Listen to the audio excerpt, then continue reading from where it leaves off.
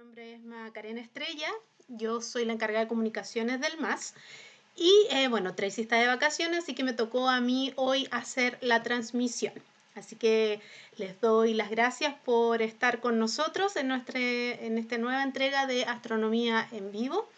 Y esta semana nos acompaña el físico, profesor de la Facultad de Ingeniería y Ciencias de la Universidad Adolfo Ibáñez, quien, bueno, con los físicos de la universidad y junto también con lo de la Facultad de Artes Liberales, también tienen un Instagram de divulgación que es YPhysics, Physics, también los pueden encontrar en Twitter, así que los invitamos a seguirlos también. Él es Felipe Asenjo.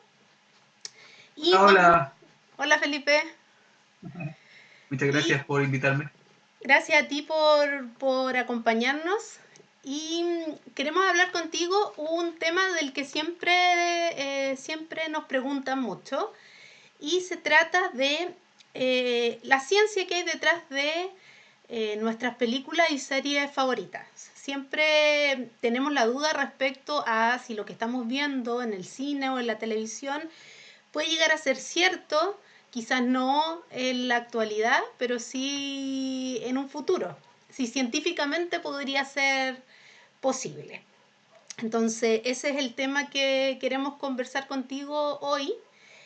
Y respecto a eso, lo primero que te quería preguntar y que empezáramos a un poco introducir este tema es sobre cuáles son las diferencias que hay entre, yo sé que lo estuvimos conversando de hecho antes, entre ciencia ficción y fantasía, porque hay una diferencia que es súper importante y que un poco podría guiar la conversación que tengamos hoy. Sí, a ver, muchas gracias por invitar. Yo soy físico y soy obviamente un aficionado a la ciencia ficción, así que voy a tratar de dar más o menos explicaciones a algunos fenómenos que yo veo en las películas y que a veces la gente no sabe que los físicos realmente los estudiamos. Primero, la diferencia entre ciencia ficción y otro género. Para mí es clave entender que la ciencia ficción tiene que ver con la relación entre el desarrollo humano de la historia y la ciencia y tecnología de la historia misma. En otras palabras, la ciencia ficción es un género en el cual sin la ciencia y la tecnología la historia carece de sentido. Y eso es súper importante porque hay una gran diferencia entre lo que se entiende por ciencia ficción y lo que se entiende por fantasía, por ejemplo. Ahí podemos entrar en muchos detalles, pero es clave el hecho de que no basta solamente que, por ejemplo, haya un viaje en el tiempo, no basta que haya una máquina del tiempo o una nave espacial. La ciencia ficción tiene que ser, la historia tiene que ser consistente con la ciencia que hay detrás de la misma historia. Claro. Y en ese sentido, ¿qué películas son de ciencia ficción? Por ejemplo, en el tema de viaje en el tiempo.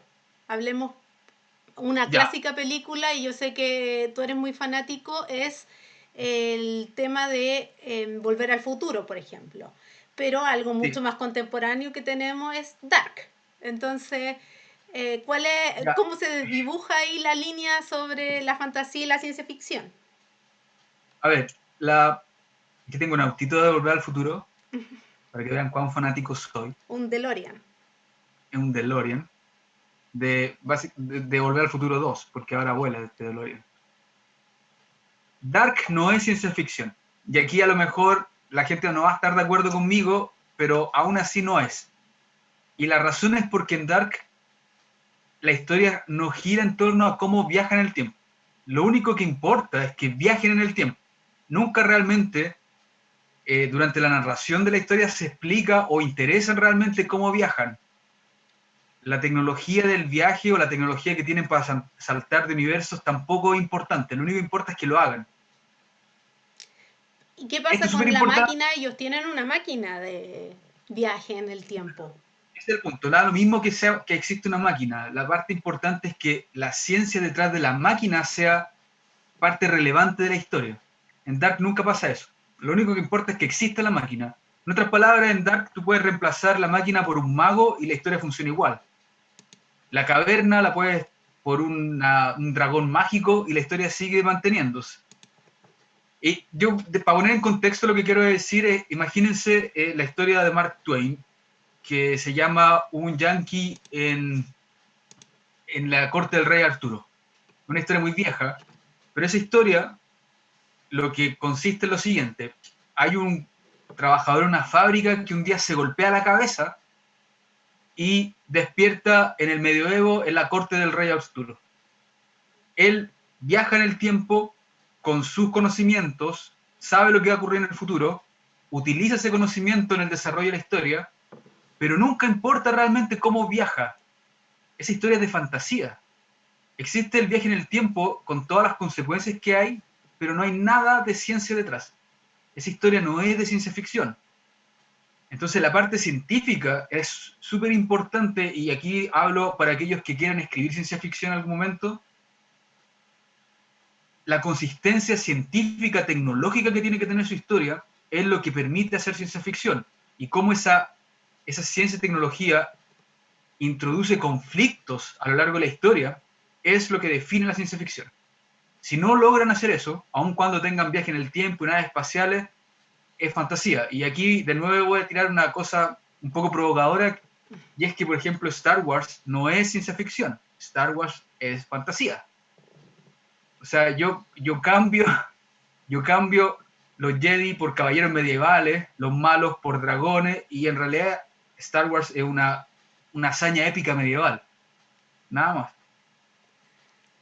Bueno, ahí la gente nos podrá o podrá debatir lo que tú estás diciendo, que te encuentro razón. Yo no estoy casada ni enamorada de Star Wars, entonces puede ser que lo amen más. Parece que tenemos un problema con los comentarios, ahí le estoy pidiendo a... No es que los estemos censurando, les aviso al tiro. Le quiero pedir a ver si Tracy, si es que me está viendo alguien de más, que me pueda ayudar con el tema de los comentarios para no distraernos en eso. Entonces hablemos de Volver al Futuro y los viajes en el tiempo. Ya. ¿Es posible viajar en el tiempo? ¿O va a ser posible? ¿La física lo permite? La respuesta es sí, pero hay que tener cuidado cómo y a dónde. Y antes de la revolución que introdujo Einstein, no se podía. O sea, las leyes de Newton no lo permiten, eso es lo que quiero decir. Pero las leyes de relatividad, tanto especial como general, introducen nuevas maneras de entender lo que es la realidad, y parte de esas nuevas maneras tienen soluciones que permitirían viajar en el tiempo. Lo más simple es pensar de acuerdo a cuán rápido uno puede ir. Cuando uno se mueve muy rápido, o sea, cuando me refiero a velocidad cercana a la de la luz, existen fenómenos en los cuales los relojes de las personas que están viajando rápido pasan más lentos que las personas que no están viajando, observadas para aquellas que se quedaron quietas. Por lo tanto, es una especie de viaje en el tiempo hacia el futuro. Y esto después lo vamos a discutir, por ejemplo, lo que pasa en la película Interestelar. Pero además existen otras maneras de viajar en el tiempo predichas por la relatividad general. Y son maneras que se conocen desde hace mucho tiempo. La más famosa de ellas es lo que predice Gödel, que fue un matemático muy amigo de Einstein, el cual, y esta es la historia, le regaló para el cumpleaños de Einstein esta solución de sus propias ecuaciones. Estas ecuaciones, esa solución en particular, predice algo que lo voy a decir de forma técnica, predice curvas de tiempo cerradas. En otras palabras, permite que cualquier persona que esté en esta solución sea capaz de moverse y volver al mismo punto que inició, pero temporalmente. Por lo tanto, una persona podría viajar en el tiempo hacia atrás y encontrarse consigo misma, de acuerdo a esta solución. Ajá. Ahora, esta es una de muchas maneras. Hay otras más que vamos a ir hablando durante la charla de hoy día, pero lo que quiero decir es que la ciencia actual, al menos en el estado teórico, permite varias maneras de viajar en el tiempo. La pregunta es distinta a si realmente podemos. Pero hay un punto que solamente quiero hacer hincapié. Cuando yo era chico, había gente que decía que las soluciones de agujero negro de Einstein eran simplemente una solución matemática. Durante mucho tiempo en la historia del siglo XX, la gente pensó que los agujeros negros eran simplemente una solución matemática interesante. Hoy en día sabemos que son real porque le hemos sacado una foto. Estas soluciones que te digo yo de curvas tipo tiempo cerradas, también son soluciones matemáticas y no hemos sido capaces nunca de detectar una ni de construir una. Pero eso no significa que en el futuro podamos encontrar una o podamos construir una. Claro.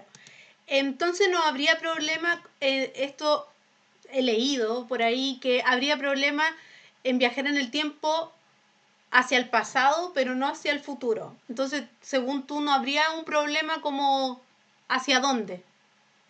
No, a ver, pueden hacer las dos cosas ahora. Lo que sabemos ahora es que se pueden hacer las dos cosas. Viajar hacia el pasado o hacia el futuro. Y la razón fundamental por qué existen este tipo de soluciones en relatividad es porque el espacio y el tiempo ahora son cantidades dinámicas que se moldean, no son fijas. El espacio se mezcla con el tiempo y el tiempo con el espacio. Entonces, el concepto que nosotros tenemos de tiempo no es el usual del reloj que pasa, sino que es algo más maleable. Por ejemplo, para que ustedes se hagan una idea de a lo que me refiero. ¿Qué pasa en un agujero negro? ¿Por qué las cosas se caen al agujero negro y no pueden salir? Usualmente la explicación que se da es que la fuerza de gravedad es muy fuerte y no permite que las cosas salgan. Pero eso no es realmente lo que está pasando. Lo que realmente pasa es que en cada agujero negro existe una cosa que se llama horizonte de eventos. Ajá. El horizonte de eventos es una línea en el espacio en el cual cuando uno la cruza, el espacio y el tiempo se intercambian. En otras palabras, lo que para ti era espacio ahora se convierte en tiempo y lo que para ti era tiempo ahora se convierte en espacio. Y debido a que tú vas entrando al agujero y cuando cruzas el horizonte, ese espacio, esa cantidad espacial se convierte en tiempo, lo único que tú puedes hacer es seguir moviéndote hacia el futuro y por lo tanto no puedes salir, pero no puedes salir por la fuerza de gravedad, sino porque no puedes salir, porque no puedes viajar atrás en el tiempo dentro del agujero negro. Uh-huh. Esa es la razón fundamental. Es la demostración más profunda de que el espacio y el tiempo son intercambiables.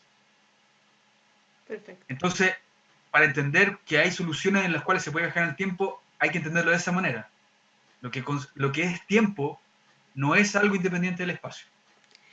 Y finalmente también para pasar a otro fenómeno físico en otras películas, el tema de las paradojas y que te encuentres contigo mismo y que Marty McFly se encontró con sus papás, etcétera, etcétera. Sí, eso es algo que, no, a ver, para ser sincero, nadie sabe muy bien cómo funcionaría. Los físicos se postulan ciertas leyes que prohíben esas paradojas y por lo tanto prohíben ciertos viajes en el tiempo. Pero son postulados, o sea, son maneras de tratar de salvaguardar lo que nosotros entendemos lógicamente que debería pasar. Pero en realidad, para ser sincero, no hay nada en la naturaleza que te diga realmente que algo así puede o no puede pasar. Así que hasta ahora no sabemos qué locura podría pasar si alguien viaja en el tiempo.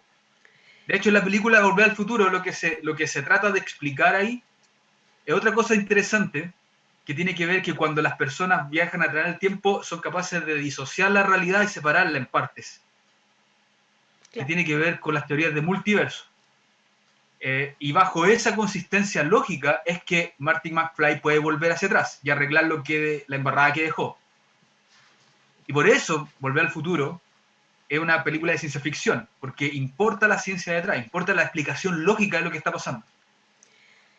Ya, y para hablar de otra película también y de otro tema científico, y además porque tiene una protagonista mujer que para nosotros en el MAE es súper importante el rol, resaltar el rol de las mujeres en ciencia, te quería preguntar por Contacto, que para empezar Sí. por unas películas de las más antiguas a algunas más nuevas. Ahí tenemos Aquellos que son la protagonista. jóvenes probablemente no han visto Contacto, No, es un clásico pero Contacto, aquellos que ¿no? son como de mi edad tienen que acordarse de esta película en la que actúa Jodie Foster, pero en realidad es un libro que lo escribió el Carl Sagan. gran Carl Sagan, y este libro trata de lo siguiente, y les voy a contar la historia de por qué el libro es interesante. Carl Sagan quería escribir una novela de contacto con alguna civilización extraterrestre. Carl Sagan fundó el Instituto SETI, así que basó su novela en el Instituto SETI y en una investigadora ahí. Él se plantea la posibilidad de que lo detectemos con ondas de radio. Y esta es la razón por la cual aquí empieza a volverse ciencia ficción, porque él necesita un argumento científico para explicar cómo hacemos contacto. Para que ustedes entiendan por qué en contacto necesitan ondas de radio, la primera explicación es que si uno quisiera transmitir alguna señal al universo, lo mejor que puede hacer son ondas de radio. Y las ondas de radio son simplemente luz con tamaños muy grandes, que van desde los milímetros hasta los 10.000 kilómetros. O sea, ese es el rango. Para que se hagan una idea, la luz que ustedes ven tiene un tamaño de aproximadamente una milésima de milímetro. O sea, es extremadamente pequeña comparada con las ondas de radio. Y como la luz visible es tan pequeña, cualquier interacción con algo pequeño puede hacer que se disipe o que se difracte o que se pierda esa información. Así que lo mejor para mandar una información a algún lugar al otro lado de la galaxia es mandar una onda con un tamaño muy grande. Y esas son las ondas de radio. Y por eso la radioastronomía es tan importante. Al menos, o sea, es importante en general, pero para detectar civilización extraterrestre, y es lo que todavía se hace, eso es lo que se usa. Ahora, la razón por la que se esperaría que una civilización extraterrestre se pudiera detectar de esa manera es porque nosotros, suponiéndonos inteligentes y más o menos calculando la edad que llevamos en este planeta, podemos más o menos estimar cómo debería ser una civilización mucho más avanzada que la nuestra. Y aquí también es donde entra Carl Sagan, y es una especie de clasificación de civilizaciones que se llama clasificación de Kardashev. Ajá. Y les cuento todo esto para que se den cuenta que este no es un voladero de luces, sino que la gente lo que está tratando de hacerlo, investigar esto. La clasificación de Kardashev es una clasificación de civilizaciones en la cual nosotros todavía no alcanzamos ni siquiera el nivel 0. Una civilización tipo 1 es aquella civilización que es capaz de usar toda la energía que acumula el planeta en el que vive. Una civilización tipo 2 es aquella civilización que ocupa toda la energía que el sistema solar produce, o sea, básicamente drena todo el sol para sus propósitos. Y una civilización tipo 3 es una civilización que ocupa la energía almacenada en la galaxia entera en la que vive. Ahora, aquí viene la parte interesante. Uno debería esperar que si existen civilizaciones extraterrestres, nosotros no fuéramos las más avanzadas. Al menos eso me gustaría a mí. Existieran algo más avanzado que nosotros. Y por lo tanto, deberían esperar que las civilizaciones fueran del tipo 1, 2 o 3 en la escala de Kardashev. El problema es que la gente ha tratado de buscar las civilizaciones tipo 3 de Kardashev. ¿Cómo? De la siguiente manera. Una civilización que ocupa la energía de la galaxia entera en la que reside, tiene que sí o sí, por las leyes de la termodinámica, emitir radiación infrarroja. Ajá. En otras palabras, cualquier cosa, cualquier motor que funcione, todos sus aparatos eléctricos que están en su casa emiten calor. Eso es radiación infrarroja. Si esta civilización ocupa toda la energía de la galaxia, entonces debería poder medirse el brillo infrarrojo de la galaxia entera brillando en el universo, diciendo aquí está la civilización tipo 3, estos somos nosotros. La gente ha buscado esa señal, esa firma en el universo, y no han encontrado nada. Así que o las civilizaciones tipo 3 no existen, o las civilizaciones tipo 3 están fuera de nuestra burbuja de universo local. Cualquiera sea las dos condiciones, cerca de nosotros no hay ninguna civilización tipo 3. Así que pareciera ser que a lo mejor sí somos la más avanzada que hay hasta ahora. O cerca de nosotros no hay, como tú dices, alguien, O a lo mejor alguna hay tipo civilización 1 avanzada. todavía, que eso es muy difícil de observar. Claro. Bueno, la cosa es que en Contacto, la manera en que Carl Sagan establece el viaje de la doctora Arroway a conocer a la gente de la otra civilización es con lo que se llama un agujero de gusano. Y para esa parte, él le pidió ayuda para poder ser consistente en la narración que estaba teniendo a Ahí Kip hace un Thorne. ratito puse la Probablemente, máquina. A ver, la voy a poner de nuevo. Sigue nomás. probablemente Kip Thorne, ustedes lo han escuchado, Ahí está. fue el que se ganó el premio Nobel por la detección del agujero, perdón, del agujero negro. Por lo tanto, Carl Sagan llamó a su amigo Kip Thorne y le pidió consejos para escribir la novela.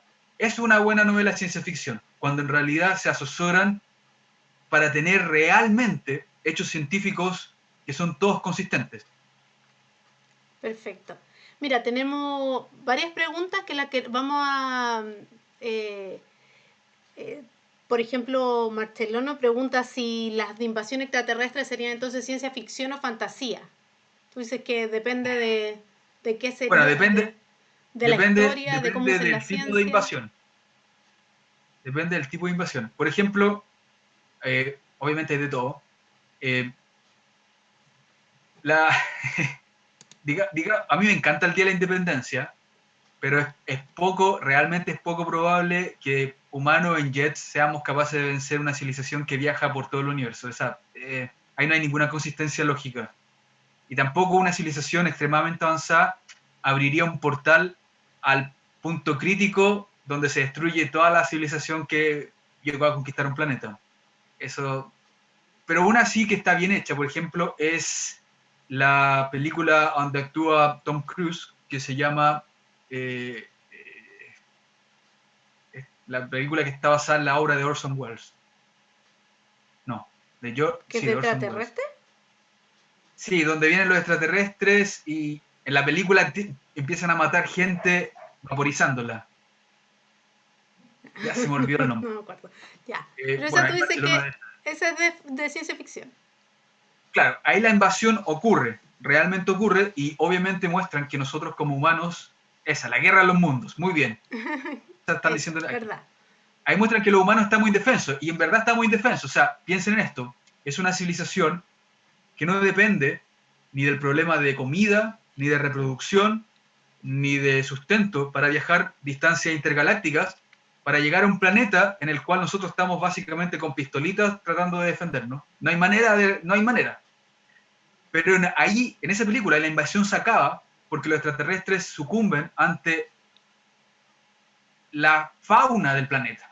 O sea, se enferman. Y eso es súper importante. Mm. Porque ahí claramente dan a entender que el problema de la vida es que la vida evoluciona en el planeta en el que está. Y por lo tanto, cualquier agente externo a ese planeta que tenga vida corre el riesgo o de infectar o de ser infectado simplemente porque no está acostumbrado al tipo de vida en el que está. Esa parte está bien hecha en la Guerra de los Mundos. Perfecto. Y mira, Ava Lenzuela nos preguntaba hace un ratito que ya con esta diferenciación que hicimos entre ciencia ficción y fantasía, si es que Star Trek era entonces fantasía o Ah, ciencia ficción. muy bien. Entonces, Star hablemos de Trek, Star Trek. a ver, Star Trek, yo soy fanático y es ciencia ficción. Les voy a decir por qué Star Trek es tan importante en la historia de la ciencia ficción. Primero, en Star Trek cuentan la razón por la cual es tan difícil formar imperios intergalácticos. Algo que no pasa en Star Wars. En Star Wars, supuestamente hay una civilización del porte de la galaxia y la gente viaja de un lugar a otro como si tomaran Ubers sin demorarse nada. Lo cual no tiene ningún sentido en términos de la física. Todos sabemos que no podemos viajar más rápido que la luz, así que eso no puede ocurrir. Pero en Star Trek explican que eso no puede ser e introducen la velocidad warp.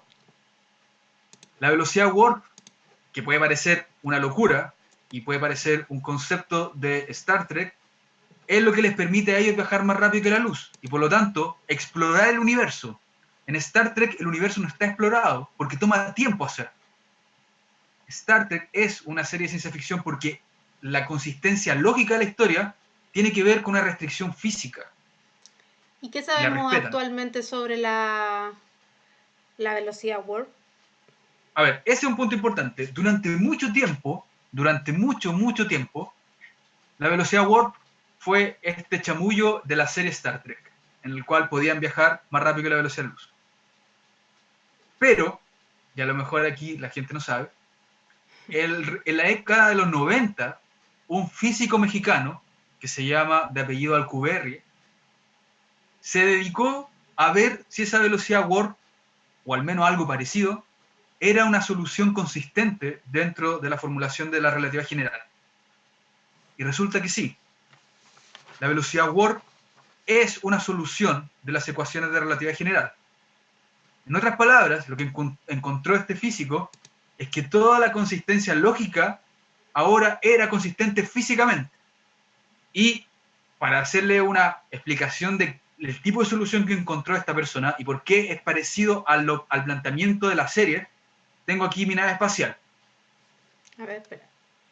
Te vamos a sacar Esta aquí. nave espacial, ahí ustedes están viendo en Instagram lo que va a hacer con Que la no es una velocidad nave warp, pero espacial, déjenme explicarles lo que es pasa un en Yellow esta nave Submarine. espacial que está aquí, que es un submarino, pero es básicamente una nave espacial bajo el agua. Lo que encontró este físico mexicano es lo siguiente. Existen condiciones en la relatividad general en las cuales ustedes pueden acortar el espacio delante de ustedes y extender el espacio detrás. Si ustedes hacen eso, y es cosa que se lo imaginen un poco, si ustedes acortan todo el espacio que está frente a ustedes y al mismo tiempo extienden el espacio que está detrás, están viajando, se mueven para un observador que está fuera de esta solución, por ejemplo la Tierra. Una persona que está fuera de esta solución vería que ustedes de repente ¡fum!, se empezaron a mover hacia adelante. Alcubierre encontró que al hacer eso, ustedes pueden viajar más rápido que la velocidad de la luz. O sea, demostró que toda esa idea que estaba detrás de Star Trek era físicamente posible. Mira, te quiero hacer una pregunta como para volver un poquito atrás, que nos pregunta The Negative One, que dice si tener un planeta tan rico en recursos como la Tierra es un factor importante para que se desarrolle una civilización avanzada. Es exactamente, o sea, The Negative One tiene toda la razón. Es extremadamente importante. De hecho, en realidad, a ver, estamos hablando solamente del punto de vista de la vida como la conocemos, que es la vida en la Tierra, pero todo nos indica que en realidad la vida florece y florece aún más cuando hay más diversidad y más recursos en el lugar en el que está. Si tú limitas esos recursos, la vida aún así podría florecer, pero no sería tan diversa como la que existe acá. Y eso es exactamente lo que pasó en Marte. Las indicaciones de hoy día nos muestran que en Marte, antes, hace un tiempo atrás, era completamente diferente a como es ahora. Tenía condiciones mucho más aptas para la vida. Hoy día no tiene, básicamente. Y eso marca una gran diferencia. Claro. Y como podemos viajar en el tiempo en esta entrevista, vamos a viajar al presente que estábamos y a Valenzuela nos pregunta si hay algún límite para la velocidad warp. Mira, aquí viene el problema de por qué la velocidad warp no se puede medir hoy en día. Todas estas soluciones para viajar en el tiempo de relatividad general, o por ejemplo para abrir un agujero gusano, como vamos a hablar más adelante, o para usar la velocidad warp, requieren algo que hasta ahora nunca ha sido detectado, que es alguna sustancia con energía negativa. La energía en el universo, todo lo que ustedes ven, la energía de este submarino, la energía de una persona, por definición es positiva, tienen masa positiva. Lo que quiero decir con todo eso es que la fuerza de gravedad es atractiva. Una sustancia con densidad de energía negativa tendría propiedades súper raras y jamás se ha detectado nada de eso. Si se detectara esa densidad de energía negativa, se podría usar para producir todas las soluciones de las que hemos hablado, incluso la velocidad warp. Y aquí no habría límite. Podría avanzar tanto como tu tecnología te lo permitiera. Que no exista la energía negativa, alguna sustancia con esta propiedad, no significa en realidad que está excluida de la naturaleza. Y ese punto es clave. ¿Sí? Lo que quiero decir es que este marcador no existe en la naturaleza. Lo construimos. El plástico no existe de forma natural. Este plástico hay que construirlo. Por lo tanto, puede ser que en un futuro sepamos cómo construir algo con densidad de energía negativa. O sea, por ahora es Lo como único que sabemos, cosa de tecnología más que nada. por ahora dejémoslo abierto. Lo que único que quiere decir es que no exista en la naturaleza, o sea, que cavemos un hoyo y la encontremos, no significa que en realidad no se pueda hacer. Perfecto. Y ya que tú hablaste de los agujeros de gusano, me gustaría entrar a otra película que es bien popular, que es Interestelar. Agujeros de gusano y Esa es de ciencia agujeros, ficción. que es de ciencia ficción, ¿no? Sí, Agujeros sí. de gusano y agujeros negros. Entonces, un poco nos han preguntado hartas veces en actividades qué hay de cierto en Interestelar, y se habla mucho de lo bueno que es la representación del agujero negro por primera vez, lo bien representado que está este objeto del universo. Entonces me gustaría saber cuál es tu opinión respecto. Bueno, ahí lo estamos viendo, te tapo un poco la cara, pero ahí lo estamos viendo. Ahí. Muy bien, ahí sí. Sí. Interstellar es probablemente la película de ciencia ficción mejor lograda en varios sentidos. En el primer sentido, es la que en la mejor se respeta lo que son las leyes de la física reales, excepto en la última parte cuando el tipo y el pobre robotito se caen al agujero negro. Ya voy a explicar por qué. Segundo, está muy bien lograda porque las imágenes que se ven en la película son en realidad simulaciones computacionales de las soluciones de las ecuaciones de Einstein. Para hacer esas soluciones y esas simulaciones, se apoyaron de nuevo en Kip Thorne, que de nuevo aparece en la palestra. Así que, como pueden ver, Kip Thorne, que ahora tiene un Nobel, también es muy importante en la historia de la ciencia ficción. Así que esta película es muy buena en ciencia ficción dura, muy dura. O sea, de verdad están constreñidos a la realidad física. Y en esta película muestran dos cosas interesantes. Una es el viaje por el agujero gusano y dos es el viaje al planeta que está cerca del agujero negro orbitando alrededor de él. La parte del agujero gusano está muy bien hecha y si se acuerdan, hay una escena en la que el protagonista pregunta por qué el agujero gusano se ve como una esfera, mientras que él pensaba que debería ser un hoyo. Y eso tiene que ver con la interpretación de cómo es un mundo tridimensional y cuatridimensional. La entrada a un agujero gusano, tal como la veríamos nosotros, sería como eso, como una esfera en la cual uno cae dentro de la esfera. Esa solución es una solución de las ecuaciones de Einstein. La teoría física que permite un agujero negro también permite un agujero de gusano.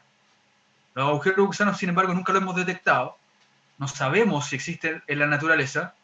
Sabemos que para abrir uno se requiere energía negativa, pero además todo esto no significa que lo podamos construir. Y de hecho, en la película se dice que ese agujero de gusano se construye por una civilización más avanzada. Así que si pudieran construir un agujero de gusano, si pudieran entrar, tendrían dos opciones. Una, o usar el agujero de gusano para viajar a otro punto en el universo, como un atajo. O dos, usar ese agujero de gusano para viajar a otro punto en el tiempo. Y lo usarían como una máquina del tiempo. En la película lo usan como un atajo en el espacio. Claro. Un poco escuchándote, me da la impresión de que las películas de ciencia ficción bien hechas y que están apoyadas científicamente bien apoyadas, o sea que están científicamente correctas, si se puede decir así, un poco nos separan de ellas solo como varios años de tecnología, algo así. Porque siempre es como, es posible, pero necesitamos esto. Es posible, pero todavía no lo logramos. Es posible, pero... Entonces como que vamos a llegar a las películas de ciencia ficción como en algún momento. Es como que esa sensación me da cuando te Sí, escucho. bueno, eso es exactamente lo que pasó con el agujero negro, con la foto del año pasado. Uh-huh. En 1940 la gente decía, es posible, pero necesitamos tanta tecnología. Para aquellos que nos están escuchando, es importante que se den cuenta que la tecnología que se usó para tomar la foto al agujero negro es una tecnología en la cual se usaron distintos telescopios en 8 lugares del planeta, y con esos 8 píxeles, piénsenlo así, 8 píxeles, se rearmó a través de un software la imagen completa. No es una imagen creada, es un algoritmo de reconstrucción de imágenes que se diseñó para este problema, pero ahora que ya sabemos cómo hacerlo, les digo que se podría usar, por ejemplo, para que ustedes se saquen una foto con 8 píxeles y reconstruyan a través de esos 8 píxeles la imagen completa. Insisto, no es una reconstrucción digital como una película, es de verdad extraer información que está almacenada en cada píxel para reconstruir la imagen total. Y además, estos 8 telescopios ubicados en todo el globo formaban un telescopio gigante Uh-huh. del tamaño de la planeta Tierra. En otras palabras, todo esto les digo para que se den cuenta que el ser humano hoy en día está en la capacidad de crear máquinas del porte del planeta en el que vive. Esa es la capacidad tecnológica actual del ser humano. Mira, y para responder a otra pregunta, antes de que pasemos a otro tema, nos pregunta Nacho Tiznado si Matrix, ¿qué tipo de película es, según a tu parecer? Como el mundo, Bueno, como un holograma, como un poco se ve ahí. a ver, Matrix es una película de ciencia ficción. De hecho, hoy en día, no, obviamente no estamos ni cerca de algo como Matrix, pero sin embargo hay No muchas sabemos. cosas. Bueno, esperemos. No, pero es que ese es otro punto. Hay gente investigando esto. Hay gente tratando de averiguar si somos parte de una simulación de alguna civilización avanzada. Y todos los experimentos que se han hecho han demostrado que no. No somos una simulación. Se pueden hacer experimentos. Aquellos interesados lo pueden buscar. Se puede hacer, se puede comprobar y no lo somos. Somos una realidad. Pero eso no significa que nosotros creemos nuestra propia simulación. Y en esto les digo que hoy en día, y esto lo leí hace un par de días atrás, hay software que toman la información de sus redes sociales, son software de inteligencia artificial, y recrean la personalidad que tienen ustedes de tal forma que alguien podría hablar con ese software pensando que son ustedes. Hace un poco, día atrás, leí la noticia de un físico que usó este software para hablar de física con un físico que se murió hace poco, un físico importante. Y el software era capaz de hablar de física, no del tiempo y no de la película que vieron ayer, de física, o sea, de algo difícil de aprender. Y este software aprendió simplemente leyendo y estudiando a esta persona que se había muerto. Ya, lo que Así da que un... no estamos tan lejos de Matrix. Bueno, todas estas cosas, como los límites de estas cosas, dan como un poco de susto, que uno hable de algo y te salga una publicidad en Facebook, que es como la punta del Bueno, iceberg de todas estas cosas que dan un poco de susto, ¿no? Entonces, claro, volviendo a la ciencia ficción, eso es clave, lo que tú acabas de decir. La ciencia ficción tiene que crear el conflicto a través de la ciencia y tecnología. Así claro, que ese tipo de historias son... claro. Y más allá de las películas y las series que es lo que hemos estado hablando, también, bueno, están los libros de Asimov, que son muy famosos, de Philip K. Dick. Y con esta introducción un poco quiero que hablemos de lo que tú estabas conversando, de inteligencia artificial y también de robot y de cómo se pueden interactuar con nosotros, etcétera, etcétera. Entonces, bueno, ahí hay un montón de películas que tocan ese tipo de temas. Hay tres películas que a mí me gusta destacar porque son tres puntas de un triángulo de cómo de lo que nosotros creemos que es la inteligencia artificial. La primera es Terminator. Terminator tiene parte de ciencia ficción, tiene obviamente un viaje en el tiempo, pero la parte importante no es el viaje en el tiempo, la parte importante es Skynet, o sea, este ente de inteligencia artificial que acabó con la raza humana. Es interesante Terminator porque es, en términos de ciencia ficción, es nuestro conflicto de cómo entenderíamos qué pasaría si la inteligencia artificial se da cuenta que no nos necesita. Y ese es el miedo más arraigado que tenemos todos nosotros con respecto a la inteligencia artificial. Déjenme contarles varias historias espeluznantes acerca de eso, para que se vayan a dormir tranquilos hoy día. Con el celular. La primera, con su celular. Hay una compañía que se llama DeepMind, en la cual trabaja Google, y Google creó la siguiente cosa. Creó un programa, un software que se llama AlphaGo, que era un software que se dedicaba a jugar Go. Go es un juego que es extremadamente difícil. O sea, si ustedes consideran que el ajedrez es difícil, este juego es 1.000.000 de veces más difícil. La cosa es que a AlphaGo le enseñaron a jugar. Los programadores le explicaban cómo jugar y cómo jugar. Y AlphaGo, después que fue entrenado, se dedicó a jugar con el maestro humano y le ganó. Le ganó en el juego más difícil que conoce la humanidad. Pero esta es la parte bonita de la historia. La parte espeluznante es que después Google creó un siguiente software que se llama AlphaGo Zero. AlphaGo Zero fue un software que aprendió a jugar Go consigo mismo. Nadie le enseñó. Se tiraba partidas con él mismo y jugaba, o sea, y aprendía de acuerdo a los fracasos que tenía. AlphaGo se demoró 3 días AlphaGo Zero se demoró 3 días en vencer a AlphaGo. Y después de un mes venció a todo el mundo. Nadie en el mundo le puede ganar a AlphaGo Zero. Y aprendió sola. Pero si eso no lo consideran espeluznante, les cuento otra cosa aún más espeluznante. Google diseñó un software muy simple, en el cual el software eran básicamente dos inteligencias artificiales que competían por, piénselo así, una carnada. Les daban puntitos, o sea, rewards, o sea, no me acuerdo cómo. Les daban premios por agarrar esta carnada. Cuando no había ningún obstáculo para alcanzar la carnada, las máquinas peleaban entre sí y se aniquilaban para quien alcanzaba primero. Era una competencia.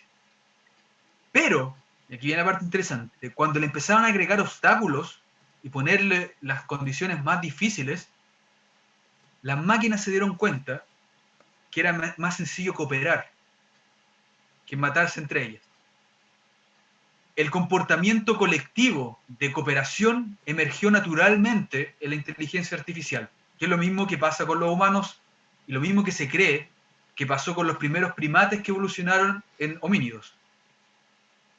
Esto apareció en cosa de semanas, en cosa de días, y naturalmente las máquinas se dieron cuenta que deberían cooperar entre ellas. Ahora, si no les parece eso espeluznante, déjenme contar la última historia.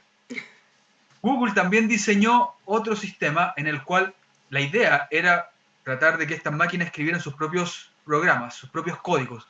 Para todos aquellos que hayan programado alguna vez, deben saber lo difícil que es escribir un código y que funcione.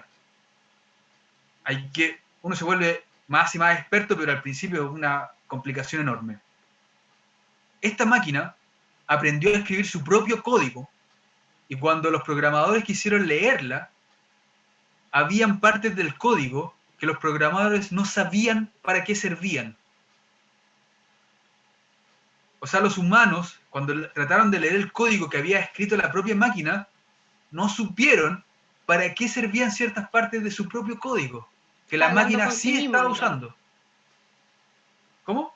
Está hablando con sí mismo, básicamente Entonces, ese tipo de cosas no, nos son dejaron de lado. realmente complicadas en la inteligencia artificial. Y el problema en realidad radica en que no sabemos completamente qué significa inteligencia. Ese es el gran problema.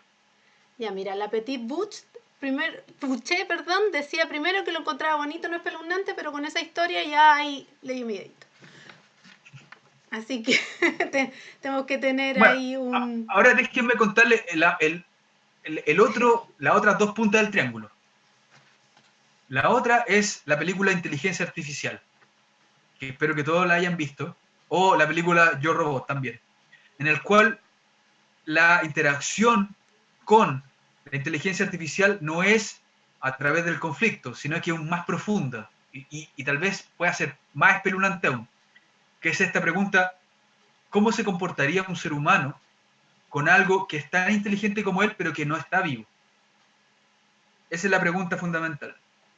Y ahí se establecen todo el problema de las relaciones de yo soy capaz de amar una máquina, la máquina es capaz de amarme a mí.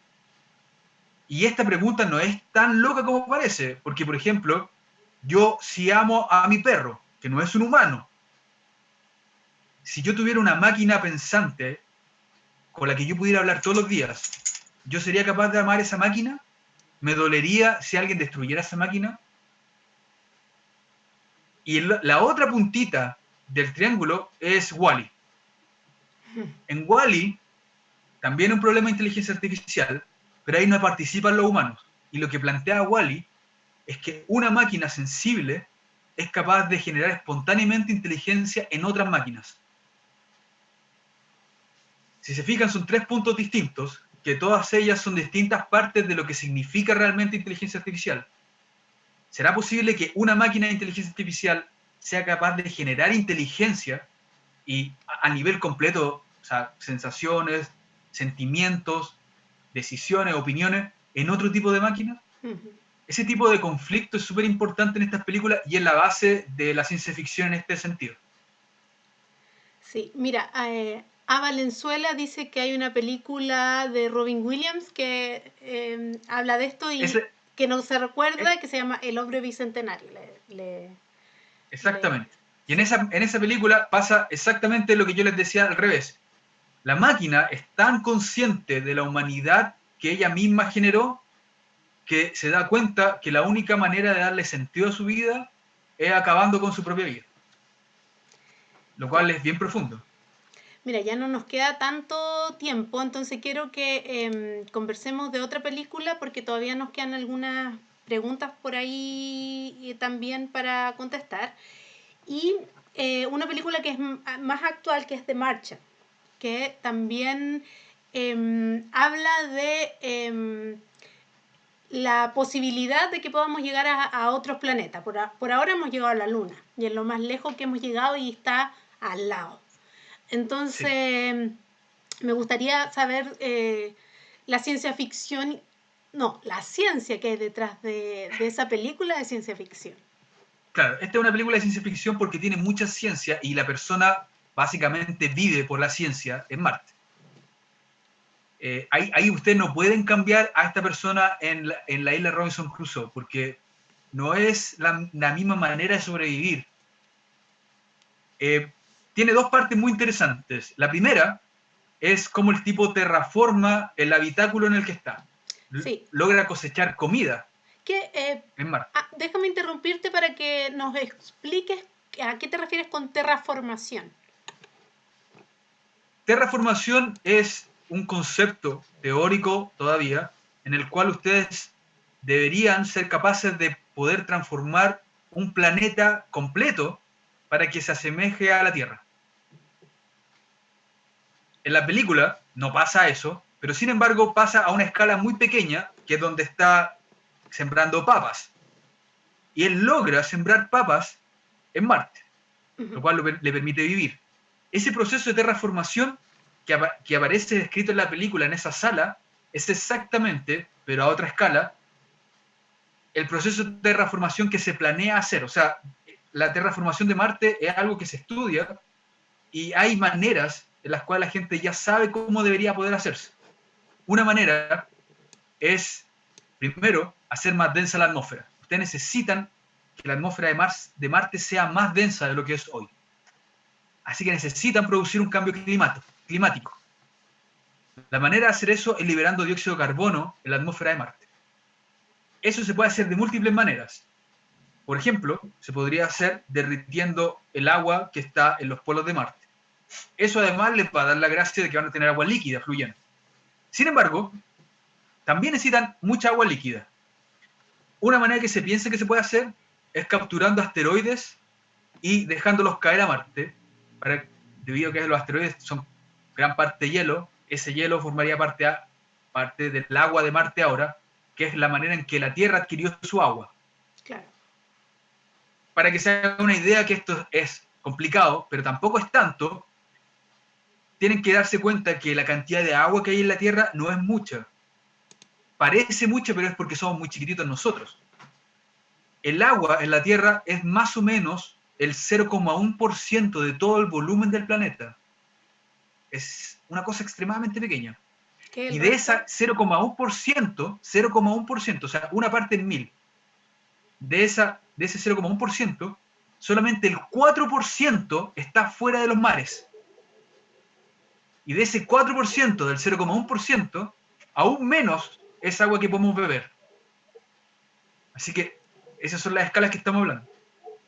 Sin embargo, la terraformación de un planeta como Marte a escala global solamente sería posible si ustedes, además de arreglar todo lo que les dije antes, arreglan el problema de que Marte no tiene campo magnético y por lo tanto no tiene protección contra la radiación ionizante que viene del Sol. Ajá.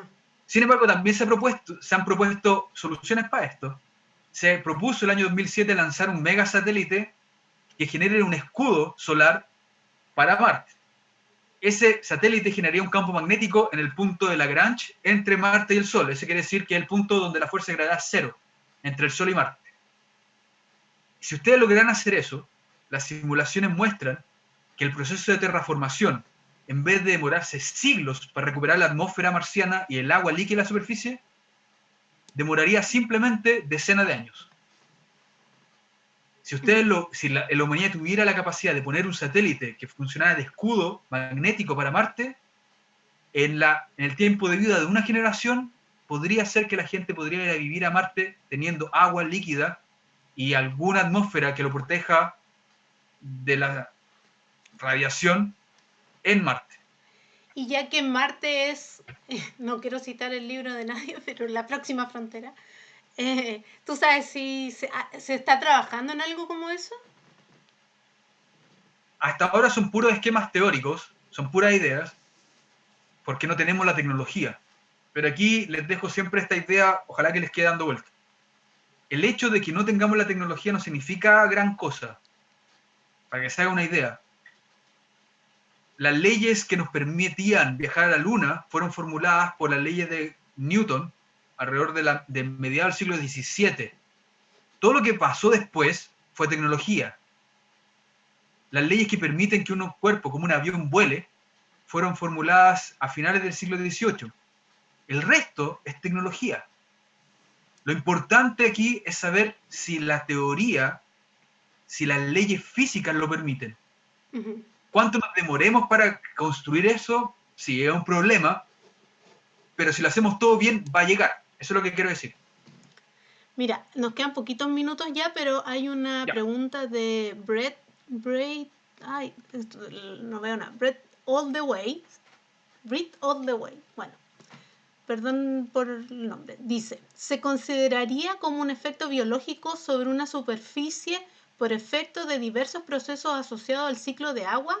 ¿Cómo se consideraría el aspecto geofísico? ¿Existen teorías definidas? No sé si entendiste la pregunta. Más o menos, voy a hablar de lo que creo que he entendido. El aspecto geofísico es extremadamente importante por varias razones. Marte tiene una geografía muy distinta en términos a escala humanas de la Tierra, sobre todo hoy. Pero eso se debe no a la geografía en sí, sino a toda la geosfera, a la interacción del planeta entero con el Sol y el hecho de no tener campo magnético, no tener atmósfera. Por ejemplo, un problema gigantesco que ocurriría para poder habitar Marte, más que el agua en sí, que se podría sacar de los polos, es que en Marte hay tormentas globales, lo cual no tenemos en la Tierra. Ujú. Hay tormentas de arena que arrasan el planeta entero. En la Tierra no tenemos algo así, porque el planeta tiene autorregulación propia con la vegetación, lo cual no ocurre en Marte. Marte está todo como desbocado simplemente porque no hay vida.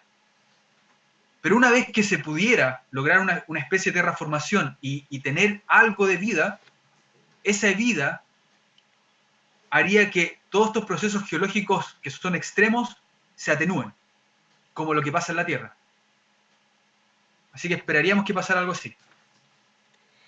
Y Es, quizá una última pregunta por los minutitos que nos quedan de A Valenzuela de nuevo, que nos pregunta si hay desarrollos tecnológicos reales que hayan sido inspirados por la ciencia ficción, o sea, al revés de lo que hemos estado hablando.